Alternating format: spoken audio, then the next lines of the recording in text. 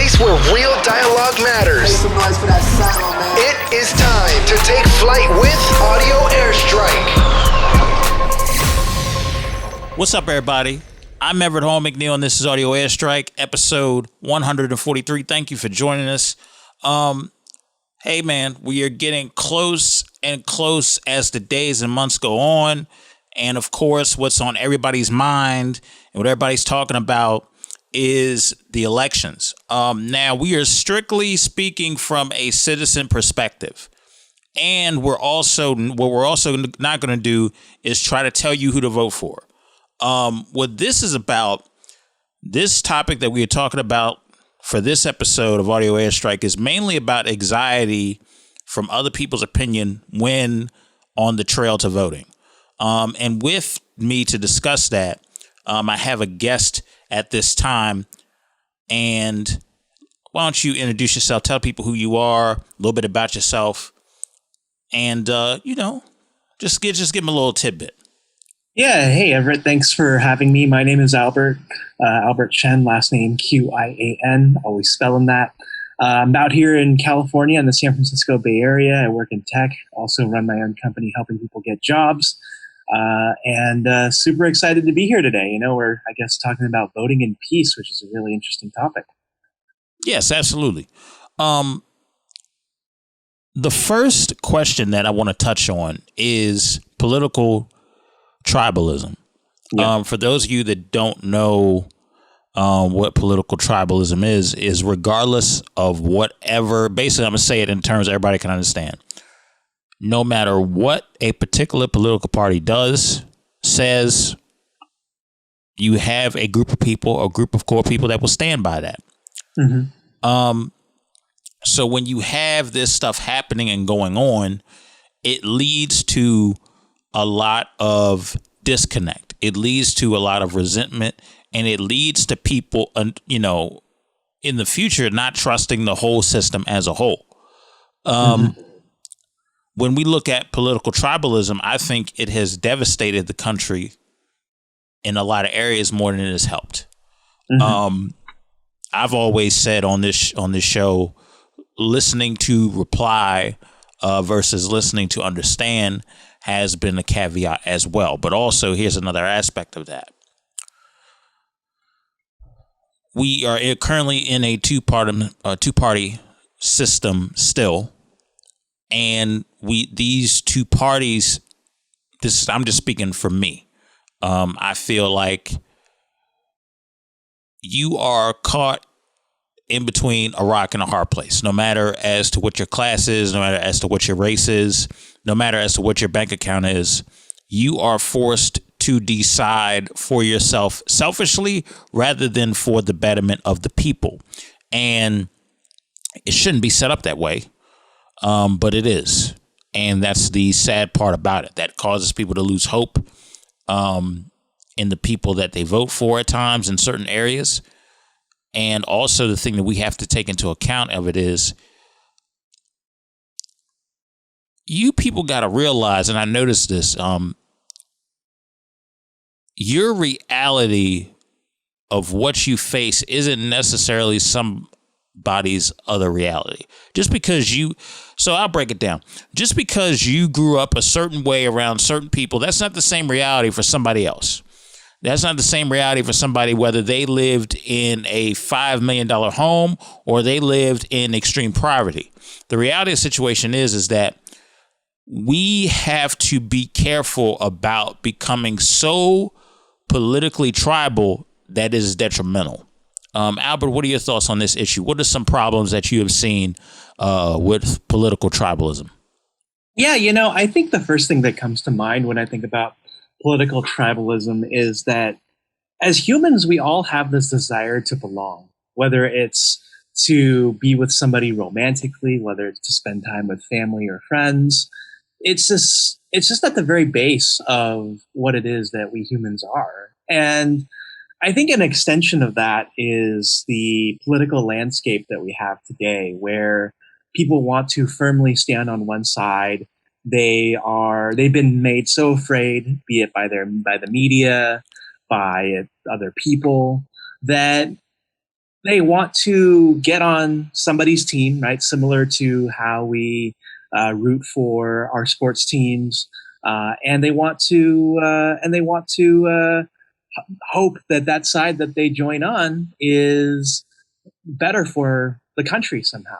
And I think that when it comes to that way of thinking, that it's pretty harmful, because I feel like at the end of the day, all political parties have good ideas for this country, but if you solely believe in that one party, you may end up getting things that you don't want in the first place. And so what I mean by that is that you always have, sides of a party that are a little bit more extreme, sides that don't necessarily want what everybody wants, but what they want only. And so if you end up drawing those lines, you get a lot of people who aren't exactly quite happy with what's going on out in the world, and then you end up having factions. And I think one of the things that tribalism brings about today is exactly what President George Washington warned about in his farewell address back in 1796, which was that political parties will be the downfall of America. And that's kind of what we're seeing with all these tribes here. And the more we see of that, the more we're going to see this split where people think that it's me versus them, us versus them. And the more that one side gets into power and does what they do, the more the other side is only going to become angrier because we don't feel unified as a country. And so to me, it doesn't matter who gets elected this fall. I think we're at this level where you have so much vitriol coming from both sides about the other side that we're just going to keep swinging in terms of this pendulum of what both sides want, and it's only going to lead to more resentment among everybody. So I think political tribalism is really what leads to resentful citizens, and we're seeing that play out. Right, you have a lot of people who are creating chaos in our cities. They're burning down businesses. They're affecting innocent everyday bystanders. And what we learned from the last election in 2016, when President Trump was elected, is that you also lose friends and family, and you have daughters and sons, of mothers and fathers also seeing splits as well. And and this is not, in my opinion, and probably in the opinions of many, that political discussion should lead to. It's quite astounding, I think. Yeah, I definitely think that there is a serious issue with political tribalism that nobody talks about. And the issue is, I'm a good person until my political views don't match up with yours. Then I'm the evil of the world. I voted for this person, but then I'm a stupid idiot. I think cancel culture is a very, very definite side effect of tribalism, for sure. But it's getting to the point now where people are acting, very in the same behavior as somebody who is active in cancel culture, and they may not even realize it. They're just so resentful and hurt, and they're only thinking about this avenue from their identity, which, granted, there is nothing wrong with identifying for who you are. Be proud of who you are. Nobody's saying you can't be proud of who you are. However, you do have to take into account where other people are coming from. There are some people in this country, solely if they vote Republican, it's because there's a history of Republicans looking out for larger corporations and small businesses, those who are owners. There's some history there of that. If somebody is, let's say somebody that is of the LGBT community and they always go Democrat, there's a reason for that, because that party has expressed more liberties and freedom with their lifestyle more so than the Republican Party. There are also, people don't necessarily vote just strictly on policies. Some people vote off of emotion. Like if a party makes you feel like you don't have their best interest, or if you constantly ignore the individuals of that certain party, they will jump ship and they will vote for the other person, whoever they see fit. And that's just how it goes. Now, granted, while yes, all this stuff goes on, I don't think, do people suck at times? Yes. Is it the majority? No. And I think the problem is that we get into this wormhole of looking at most Americans as self-righteous, self-absorbed, cutthroat. It's about me. When if you really took the time out to really look at individuals on a case-by-case basis, you would understand that that's not the case. And so that is some of the dangers that I see when it comes to political tribalism, is you have these nuances where people are getting labeled as the evil of the world. If I voted for this person and I voted for this person on reasons that don't offend you, I just went and voted for that person to look out for my best benefit, but they take that, they don't see that part, and they just focus on, well, you voted for this guy and he's against what I believe, so now I got a problem with you because you have voted this person in and now I'm looking at you funny. And that's why politics has always been a controversial thing in this country anyway. It's why you don't talk about it at work, for example. Yeah, you can talk about it at work, and I hate to say it, it's getting to the point you can't even talk to your family members or friends about it because you have... Yeah. I had to literally, so for example, I remember, I'll give you this example, and I don't mind sharing the two names because I know they know my heart and they know I don't have no ill will when I say this. There was a political conversation on Facebook with two friends of mine, Rick Hall, Matt Raines. This was back around 2016 election. I put under the comment for a reason. I said, look, y'all two are my friends. A stupid election is not going to change that. Mm-hmm. I put that there for a reason. While we're sitting over here discussing things and there may be views that we may or may not agree on, or we're trying to figure things out where everybody's coming from, I had to reiterate that on purpose because I wanted somebody to know that I'm not the type of person, especially those two individuals, two people that have been very supportive of my creativity, not only with this podcast, but also with my film and video production, which I humbly appreciate. I wanted them to know in particular that I valued the friendship enough to inform you that an election is not changing how I view you as a person, which is a positive trait. But not everybody knows how to communicate in the middle of a heated argument. Because I'm telling you, I'm gonna be honest with you. I remember a couple years ago, the popular word to say for somebody, especially a liberal, was to call them a snowflake. But then you would turn around and have the same people that were calling these other set of people a snowflake exhibit the same behavior. And it's not right either way. Like, you can't call somebody soft and then the second something offends you, you get soft and start getting emotional and saying disparaging things in the comments just to lash out.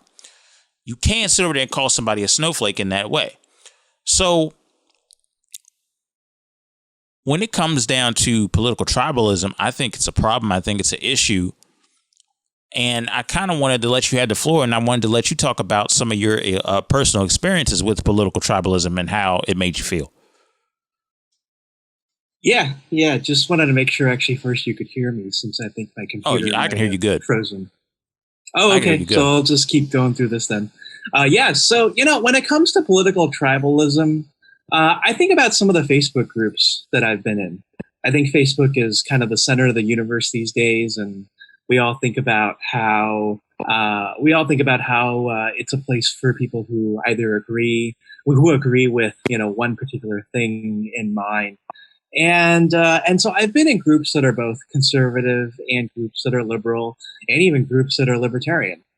And I've actually decreased my amount of interaction in these groups over the last couple of years because I feel like at some point maybe there's just I don't agree with anybody anymore. Where it's so divided, and the rhetoric is so divisive, and the rhetoric is so what do I want to say? It's so it can be so offensive that even engaging in the first place just doesn't seem to make sense. Because on one hand, I'm trying to I'm expressing what I believe in, but the person I'm agreeing with, I might also be insulting another individual. And so this is where politics, I think, and political tribalism today has gone from what used to be a very respectful conversation to one that is to one that's marked by a lot of anger. And I don't think that anger is really where the intent of this should have gone. I think on one hand, I understand that if you are a marginalized community within this country, for example, if you were gay or transgender, you would look at it and say, you know what? There are people who want to take away my right to go to the bathroom, and that in itself could be very offensive to somebody. Now, I'm not transgendered, so I don't know how truly offensive it could be to me. But I could think that for someone, if you have people following you while you're just trying to do your business, that's gonna feel very hurtful and insulting in the first place. On the other hand, there's things that are like cultural, right? So I think one of the aspects of political tribalism that is especially closer to me is what we're dealing with right now during COVID-19. COVID-19, of course, is what President Trump refers to as the China virus. And so, because you have so many men and women who follow what Mr. Trump likes to say, you hear people say China virus out in public, and then as a result, you also see a lot of violence against Asians as well. And so, I think that when it comes to how tribalism has affected both myself personally and myself in the greater cultural aspect, it can be very damaging. And it can also cause a lot of reflection upon who it is that I want to be, who it is I want to associate with, and how I view where the country is heading.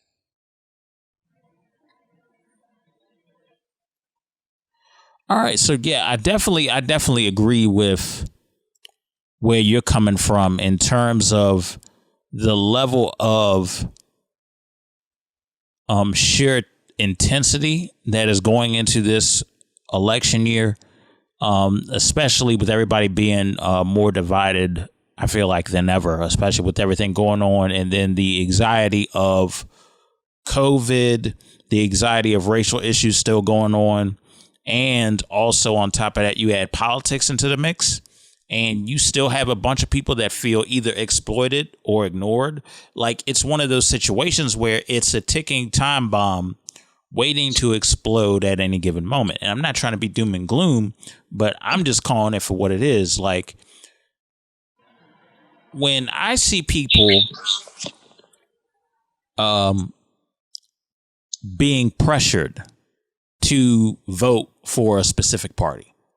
Yeah. It is disheartening. Somebody like me who doesn't trust either party, I would like to have the opportunity to do my research, look up who the candidates are, and make a decision that is best suited for me. Because I would not dare come out of my mouth and tell somebody, vote blue, vote red, vote this, vote that. What are you doing? Like, you don't know how those decisions are going to affect the reality of that specific American. So you can't see. I hate personally, it's a pet peeve of mine. I hate when somebody uses their experience to either justify why it is right for your experience or look at you funny because why are you not following the rules of my reality that I'm trying to tell you about? Yeah. And we live in a country where there's just so many dueling realities at once that, and that's what makes America unique too, in the sense that we're just a combination of so many different cultures, peoples, experiences, past traumas from other lifetimes. That the big question, I think, for anybody who's president of the United States is, how do you coalesce all of that and try to address every single person's interests while not alienating everyone else? Because that's not a challenge that most countries have. Yeah, that's true. Because regardless as to what, for example, if you don't put a plan in place for this particular group of people, yeah, but you do it over here, obviously the particular group of people that's over here are going to feel some type of way, because I'd be like, well, you just made it happen within 5 to 7 months for them. How come it's taken forever and this place is still, our situation is still the way it is? Yeah. There's two things that's wrong with that. One, I think we're leaning too much on government to solve stuff that citizens can come together and take care of themselves. That's just me personally. I think I would rather, there's some things I think that, there's some things that I think are never going to change. And one of them is the government going out of their way to make sure everybody's on the same level playing field. It's just not going to happen. There is too much money. There is too many ad revenue. There is too much analytics that support division in this country, and people profit off of it so much that it would be stupid for anybody who is a part of a certain government to turn around and be like, okay, let's get rid of these nuances of division by doing this. When in reality, the infrastructure of America, even down to the social class, is built off division. Mm-hmm. It is. The 1% own a lot of equity. Somebody has to work to keep that equity going. Here comes the middle class.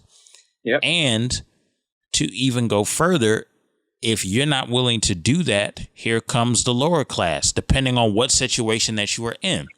And then with that comes a bunch of social issues, because the 1% is looked out as, look at them, they got all this money, they ain't doing nothing for the community, they ain't even helping out, they so about themselves. Meanwhile, the middle class is being looked at as, well, you guys are the workhorse of the country, and if you want to sustain what you have and keep up the lifestyle you have no choice but to work, because your livelihood is on the line unless you want to be part of the lower class. So then there's that threat. Then there's the lower class. And you have the lower class, which, quite frankly, everybody's looking down on them. You're lazy, you're not working, that's why you're out here, you're holding up a sign, you're doing this and that, you got to eat out of a trash can. Like, you're in extreme poverty. This was your fault, when it really wasn't. It was systematic if you ask somebody that really knows. But but it's one of those situations where there's so much systems put in place for division by a group of people that wanted it that way. That it, and this has been in place for several hundreds of years. And that's the systemic piece of it too. And to unpack all of that, think about it. To unpack all that, to get rid of all that, to actually make sure that people on a level playing field without coming off like a socialist, is scary to some people, because you are threatening. You might as well be the coronavirus at that point, because you are threatening my livelihood as somebody. If I'm speaking to somebody who is a 1%. Somebody who is, I'm not speaking for everybody that's 1%, because everybody's an individual thinker, but I'm just speaking as the mindset. Oh, my livelihood is at stake now. The middle class, I could possibly get up to a higher class this way if these things were put in place. The lower class is like, okay, there's a strategic plan put in place for me. I could start, I can get a job, I can rent now, and I can work my way up to being a homeowner and becoming a decent citizen. The problem with that is that there's too many elites that make so much money off division in the class system that it would threaten kind of that livelihood, which that whole conundrum makes people go at each other. And when you have that conundrum happen, if you got people that are trying to figure out, well, which way should I decide? Which way should I vote? Which way should I do this? Which way should I do that? Here's where the pressuring comes in. This reality over here, you got these people over here talking in your ear. These people talking in here, and the problem is the medium, which is pieces of what they're saying makes sense, but you are still being forced to choose a side and being pulled in so many different directions that you don't even have time to have quiet time to yourself. Open up a book, open up Google, and research for yourself. Because you have to finagle through the propaganda. You have to finagle through the fake news, if you will. For sure. Yeah. There's a lot to unpack, and then you trying to unpack that while, if you're in the middle class or got a just going about life, you're trying to do all that while maintaining a job, paying the bills, trying to have somewhat of a social life just for your mental health. Hanging out with friends, take time, all that. And then the grind every day, the everyday grind and stuff of that nature. And then dealing with the coronavirus out here. Yeah. Yeah. Which causes more of your anxiety to go up. So this is why I'm telling people, the reason why I went kind of on this whole spectrum is you guys have got to be careful about. Let me tell you something. I'm all for about, this generation being passionate about politics, being passionate about making a difference. But you guys have to be aware of these nuances, because you could be pressuring somebody to make an uneducated decision that could affect the very outcome that you were trying to avoid. Mm-hmm. All because you're trying to pressure somebody about which specific party to vote for. And the reality of it surely should be that instead of pressuring people to vote for any particular party, we just need to encourage people to just vote so that they can participate in this democracy. Because, voting is not compulsory in this country. You can be a citizen and over 18 years old and choose not to vote at all. And I think choosing not to vote is also a way to express your voice, but it's not very productive.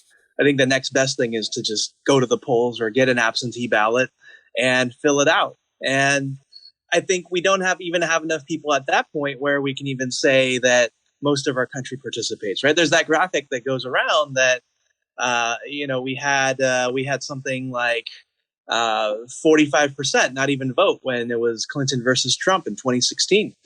And that was actually the greatest majority of people who didn't vote for either side, if you were to look at people who didn't vote as a candidate. And so I think if more people decided that they wanted to participate in our politics and participate in the political process, even if it's, voting for that park bench, that would make a huge difference, because it means and it shows that we all have a say and something at stake for what goes on. Yeah, and I think it's very key that we encourage people to vote, but don't pressure them to pick your specific side. And also, you have a responsibility to give people accurate information, because if you give them inaccurate information, not only are you making them look uneducated, you're making yourself look uneducated and not a reliable source in the future. So that's why it's very important to, encourage people to research. Look up the candidates, look up what the views are. Do the views line up with you? Because at the end of the day, people can say what they want, but they're not you. Yeah. And the decisions you make of who on you vote for, that is totally up to you. Regardless as to what your friends may think, regardless of what your family may think. First of all, I wouldn't tell who you voted for publicly. We'll get to that topic later. When it comes to doing the research, I would encourage everybody to do it alone. I'm not pressuring nobody's political beliefs, but I would encourage to do the research and look that up alone, because you don't have to deal with the white noise of everybody talking about Trump is doing this, Kamala Harris is doing this, Joe Biden is Creeper Joe because of this. We caught her with a slave owner and this and that. Like it just a bunch of stuff. Oh, look what Trump's doing in the post office. While yes, that stuff is scary. Mails being delayed and this and that. I get all that, but you have to do research on these candidates and figure out which one is the best for you. Which one do you think is going to be in your best interest? That's something that people got to take their time and figure out. Like Albert, when you've made decisions on who to vote for, what have you went and did the research alone? Has that been a strategy that you implemented, or you've kind of heard people's opinions to a point with a filter and then made your decision, or it was a combination of both? It's definitely a filtered opinion and also an understanding of what my own interests are. So I think like with anything, how you vote is also a little bit of your own personal self-awareness. Mm-hmm. So obviously, right, if you're somebody who makes a lot of money, then the candidate who may offer you lower taxes is going to be of interest because you get to keep more of that money. Whereas if you're somebody who is marginalized in this society and you feel like somebody who will be attuned to those marginalized interests, then you vote for that individual. And so there's always this gut check when it comes to voting for me, whether voting for that particular issue, yes or no, or that particular individual reflects what it is that I want. And I think that's also reflective of how we approach politics too, in that tribalism does make a lot of things black and white, when in reality, the whole entire experience is very gray. In that, I may not like President Trump very much at all. I think his tweets are just off the rails. I think some of the things he says are completely weird and all sorts of that. And if someone were to just listen to this podcast to that very point, hate me as a California liberal and get on with their day. But the other side of it that I want to say is that there are also great things that President Trump has done since getting into office, whether it's, reforming a little bit of the tax code, whether it's doing things for the incarcerated and reforming the incarceration system, or enabling pharmaceuticals to have people who are deathly ill to test out new drugs and bypass some processes. And I think all of those things are really important for being able to just know that there are great things that have been done and there are terrible things that have been done. But at the very end of the day, at the very bottom level as being an individual, there are just some things that are a little bit more important than others that will sway my vote to vote for one person or vote yes or no on a particular issue. And so, as you're saying, right, like we can't necessarily pressure someone to vote for a specific party, because at the end of the day, everybody is living their own life as that individual. And so they're going to make that vote based on their life perspective, their life experiences, what it is that they've gone through and how they feel like the world should look. And so, I mean, elections are at the end of the day very much a projection of what people are seeing from their own life perspective. And so, like, right, when we keep hearing about what happened during the election of 2016, it was wanting to try something different for a little bit, or wanting to, or just that people were tired of seeing the same establishment, or things like that. And so there's a lot of reasons why things happen the way they do. And if we try and we point at one singular issue, we're going to miss a lot of different other narratives and stories that, are equally as valid. Yeah, and I definitely agree with that, because I think it's very important that we look into the issues, study the issues, get an idea for what their views are, and then take it from there. Because the reality of the situation is that the beautiful thing about it is we vote these people in, and especially with the news that the Electoral College, and correct me if I'm wrong, people, but I did see an article, I did see it on CNN, that the Electoral College, that there has been a rule change or something along those sorts, where the Electoral College has to a point vote with the popular vote now. They cannot vote with how many electoral votes that they get within each state. They have to go with the popular vote. I have to look that up, but if that were the case, that really changes how people would look at swing states and stuff. Yes. Yeah. So I saw that a few months ago. If somebody if we can get confirmation on that, I would appreciate it. However, that is a huge deal with this race because we have never seen that before. So some of the things that is scaring a lot of people, especially with the news about the stuff going on with the United States Postal Service and stuff of that nature. People are worried about that the certain tactic may be used for possible voter suppression. Here's what I would recommend as somebody who's speaking as a citizen, not a politician, not somebody who's with the United States Postal Service. Everything that y'all got to get that you can get done early, get it done early and make sure your vote is in. So that way, by the time election day comes, you're not stressed out. You're not worried about, did you get everything filled out correctly? If you give yourself a gap enough time to make sure you're registered to vote, for those of you who have not registered to vote, please do. I ask that nicely, no shade, no angriness, no nothing. I would ask you, it's very important for you to register to vote. And if I have to, I will have the link under the description to help people make sure that they are registered to vote. With that being said, let me get back to the topic about this. As it pertains to voter suppression, get everything done early if you can. It is too stressful to try to do certain things close to the date, like late October. It gets a little hairy and stressful. I once voted for in a primary election and registered the day of. I know that my vote didn't count anyway, but I did it because at least I felt like I contributed something. But I would not recommend it. I would not recommend it. If you can definitely check your voter registration now and make sure that it's all up to date now, then that's definitely better than trying to do it in the middle to the end of October for sure. Yeah, absolutely. Because waiting till October is just going to be more stressful for you guys. So, and also I would not mail anything in. No, with everything going on, I would not mail anything in. It's tricky. I would not mail anything in.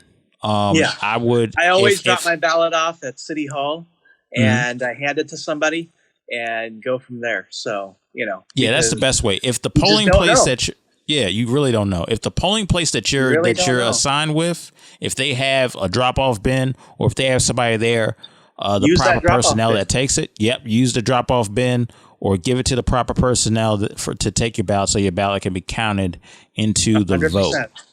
Vote. Any opportunities for early voting, take advantage of that as well. Just do everything early as you possibly can to avoid any room for voter suppression, to avoid people all of a sudden it gets past a certain time, you got to turn people away.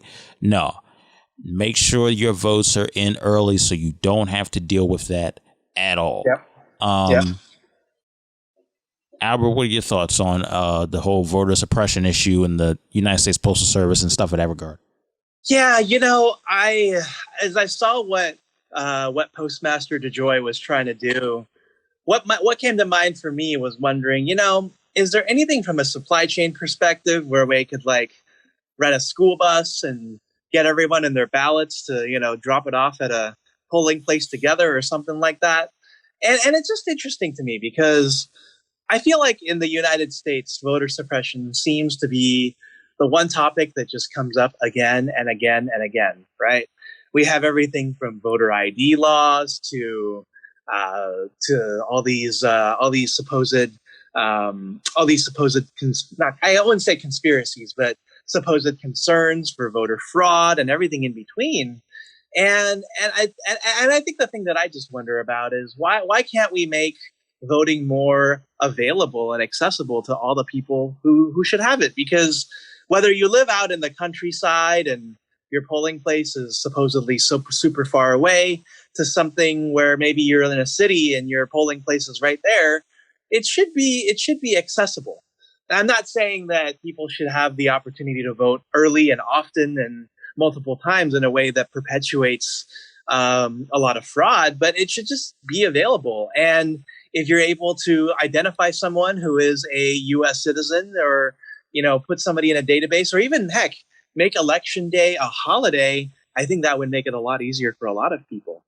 And so, like right now, right, it's very much voting is something right now that is very much for the people who can have it conveniently for them, because if you work a day job, you get a couple of hours to go away. If you are able to get an absentee ballot, you can mail it in and you vote on your own time.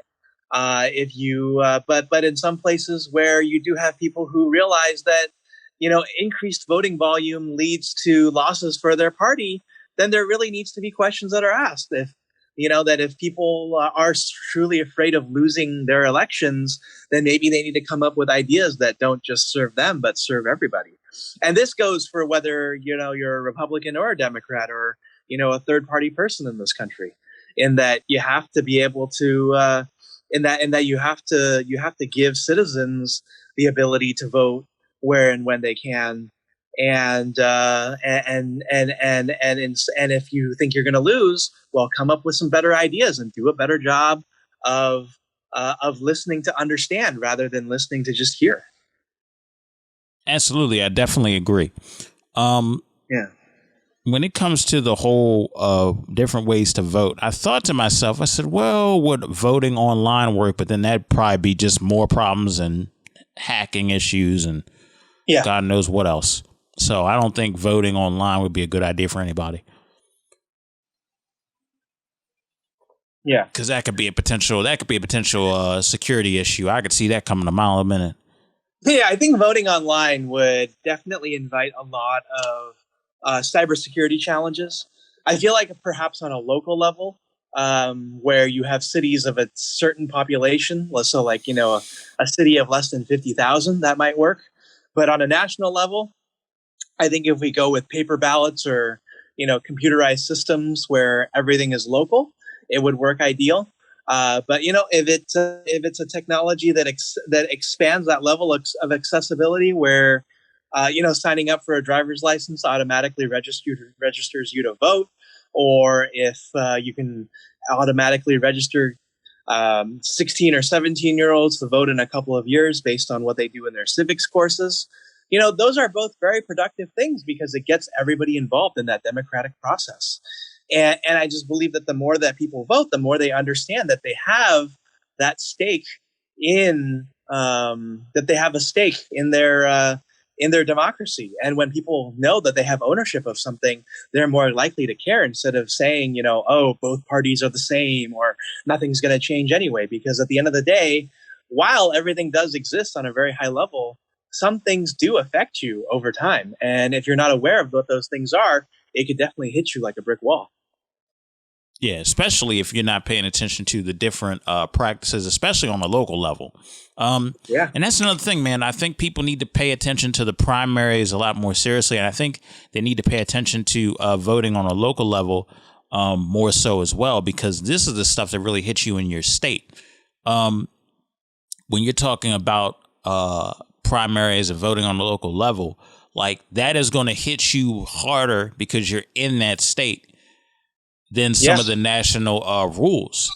So it's one of those situations where definitely education and having an open mind, but also knowing when to close your ears to propaganda and fluff.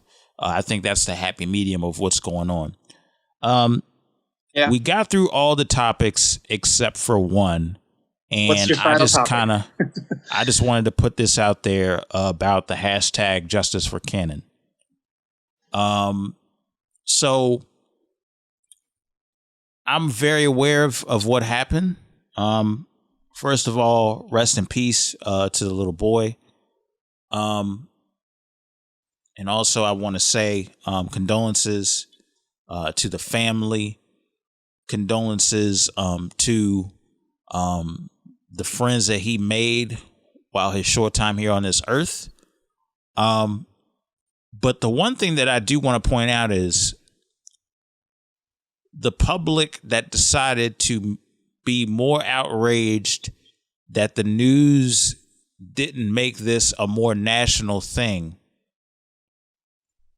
They're more outraged about that than the fact that Breonna Taylor's killers are still out there. Yeah. And when I saw this and the fact that Cannon's killer was arrested within 24 hours and he will be charged accordingly, as he should be, the killers of Breonna Taylor are still on the loose. And what I find sick about this is that they are using this little boy's death for their own racist agenda. They don't care about this little kid. They don't care about the family. Because if you did, you wouldn't have spent the 2 to 3 days trying to make this viral for your own personal agenda. We have to be very, very careful about that. The dude, this is the whole reason why there has been a Black Lives Matter movement in the first place. Yes, it is a tragedy. A 5-year-old got killed. Anybody with common sense knows that's a tragedy. But his killer was arrested and held up in jail within 24 hours of that murder started. And I think the speed of justice is something that is not spoken about enough, right? So, for example, Dylan Roof was allowed to go to Burger King and get some food before they booked him. Ahmaud Arbery, his killers were, I think, allowed to run free for a couple of weeks before they actually did something and it wasn't until people became outraged that the police department actually did anything. And so it calls into question this whole notion of delayed justice.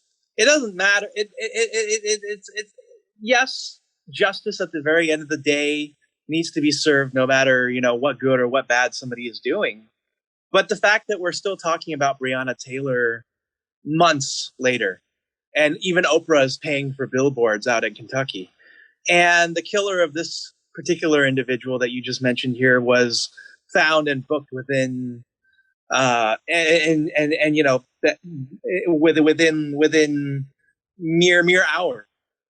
I think it's just those are the small but very significant details that somehow people just don't want to talk about for some reason. Yeah, because it's my problem is that this selective outrage. Yes. You want to get mad about this little boy. I've seen people I'll call some people out because that's how I am on the show. Yeah. I've seen people have never posted not a doggone thing about somebody passing away. They post something about this little boy and said, "Oh, where's the outrage? Excuse me, Breonna Taylor's killers are still out here. The other kid's killer was found within 24 hours." Never once did I see them post anything about, "Dang, it's sad what happened it's sad what happened. It's sad to hear what happened about Breonna Taylor. Dang, it's sad to hear about what happened to Ahmaud Arbery." But the second that a little 5-year-old boy, which, yes, don't get it twisted coming from me, it is a tragedy. But the second a 5-year-old boy that happens to be Caucasian is killed, immediately it gets you uprised. I didn't hear this. I didn't hear this about Tamir Rice. I'm just saying. And that was a young kid that got killed. I didn't hear this same about people about Trayvon Martin. You want to know what I heard about that? Well, what did they do? Are you serious? So what I'm sick and tired of, point blank period, is this selective outrage that exposes people's racism. It is sad what happened to that boy. It is sad. Make no mistake about it. It is sad. I am just as ticked off about that as I am about George Floyd, as I am about Breonna Taylor. But the fact that people are being selective outrage and is very telling, because it lets you know how selectively outraged they are and possibly racist they are. Like, it's very telling to me. It's very telling to me. And it's just crazy to me. Like, this pick and choosing on what's right, what's wrong, what you're going to be upset about is ridiculous. This is why we're divided to this day, because people don't want to stand on right no more. They want to stand on what's beneficial and comfortable for them. hey, this story is comfortable for me, so I'm going to share it. Hey, this story is hey, perfect example. I'll go as far as to say this. I've seen people rake Kamala Harris's name through the coals. Is she perfect? Hell no. None of these people that are sharing that is sharing the picture of Trump standing there with Jeffrey Epstein and asking questions. Nobody's sharing that picture. Yeah. On the flip side to that, you have some Democrats that are talking about that are supportive of Joe Biden, but they're not sharing the inflammatory stuff he said way back when about keeping stuff segregated in the 70s. Nobody's sharing that on their end. So people on both sides are just picking and choosing the selective outrage of what they want to be mad about, which leads to more unrest, which goes back to what I'm talking about, and it causes people never to vote in peace. It's like, and I think that's also a piece of tribalism, because people decide that they want to read one type of publication, and so I see it on my own newsfeed, where literally all the liberals are in lockstep saying the same thing. The conservatives are all in the lockstep sharing the same meme. And it makes me wonder, are any of y'all doing your own thinking? or are we just all sharing the same content because it makes us feel warm inside? You know, the sad thing about it is, Albert, they are being programmed and they don't even know it. They regurgitate the same stuff they hear on Fox News, CNN, or any publication that is beneficial for their view. And it's sad, because if all you're going to do is look at a TV and, read the most popular article to get your info and not dig deeper, then you can easily be controlled. Exactly. And that's probably the most concerning thing ever, is to watch people drink their partisan Kool-Aid and just keep going, and it's a disappointment. That's, I guess, the best way I can put it there. Yeah, it's a pretty trash way of thinking. Yeah. Albert, first of all, I want to thank you for coming on the show, man. It has been a pleasure talking with you. I really like your point of views, and you are a very honest dude, man. I came on this show and you came on this show and we just spoke from the heart on a lot of different things. And man, I appreciate your opinion. I appreciate you being honest and open with me about your views. And hopefully it's likewise. I didn't hold back on what I said. It's all thanks go to Rick for introducing us. Yeah, shout out to Rick Hall for introducing us, man. This has been a very good talking and back and forth. Before we close, I wanted to give you the floor, let you talk about the different things that you're doing and where people can reach you to possibly be a part of your endeavors. Yeah, definitely. You can reach me on LinkedIn, linkedin.com/in/my name, ALBERTQIAN. You can find both what I do for my day job there and what I also do on the side. If you're looking for work somehow in the San Francisco Bay Area, feel free to join my community as well. Albert's List, bit.ly/findyournextjob, all one word. Happy to have you there if you're looking for a job, especially in these tough and rough times. I guess if you're also sharing my social network links, whether it's my Facebook or my Twitter, it's both Albert Qian, so ALBERTQIAN, both on Twitter and at Facebook. And just you decide that you like what I had to say and you wanted to reach out to me on Messenger, just let me know that you found me through this podcast and through Everett, and I'll be happy to accept your friend request and have a conversation. Absolutely. And I just want to put a PSA out there. I'll say this for Albert. Albert is not interested in you being divisive if you're going to come on and message him. Please have a constructive, nice, polite discussion. Don't come on there being super emotional, super catty and negative. No, we ain't putting up with that. Because if I get wind of it, I'm going to send you a message and be like, no, we don't do that here. I think that I think the other thing I want to say after just I don't like arguing on Facebook these days anymore, because I don't blame you. It's just so exhausting. So like I think the final thing I do want to put out there is that even though I may disagree with a lot of people at a very, very high level, you may find that in the small details, there are definitely things that we can find a lot of common ground on. And where we can find that common ground is a place that I like to be, because I know that we can reach across aisles from there. And, only from that can we expand what we can do to make this country better. Absolutely. And that's a good note to end it on. Ladies and gentlemen, this has been another edition of Audio Airstrike. We will be back with another edition next week. Until next time, everybody, y'all take care. Have a good one.